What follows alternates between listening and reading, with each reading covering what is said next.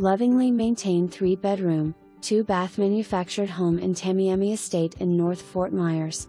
Interior has an open floor plan. Living/dining and kitchen areas have laminate flooring. Galley-style kitchen. Spacious laundry room off the kitchen. Primary bedroom is spacious, with large walk-in closet. Primary bathroom has been redone and has a step-in shower. Bedrooms 2 and 3 have walk-in closets and guest bath is between the two. Step out the back door and down 3 steps into the 18 by 37 glassed-in back porch.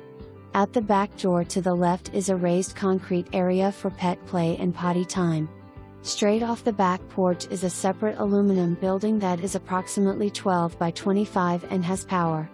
One end is under air and is being used as a workout and pet grooming area. The other half is being used as a workshop with workbenches and storage. Another separate approximate 12 by 14 aluminum building is used for storage. This entire corner lot is fenced with chain link fence. Large paver parking area at the end of the home could easily accommodate